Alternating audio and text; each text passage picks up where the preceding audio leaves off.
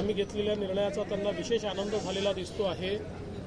पण याच्या पाठीमागची भूमिका देखील त्यांनी लक्षात घेतली पाहिजे। कमिटी तयार करणारे ते,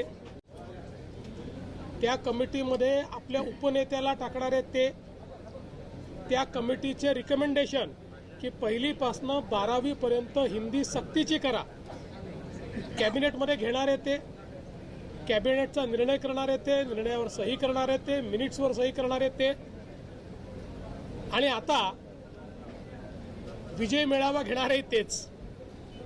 मला असं वाटतं मराठी माणसाला हे लक्षात येतं कोण दुटप्पी आहे। हे दुटप्पी धोरण आहे।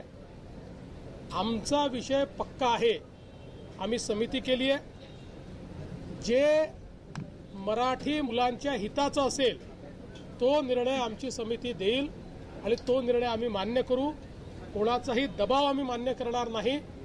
या ठिकाणी मराठी मुलांच्या हिताचं जे असेल तेच महाराष्ट्रामध्ये होईल आणि तोच निर्णय, विद्यार्थ्यांच्या हिताचा निर्णय आम्ही घेऊ।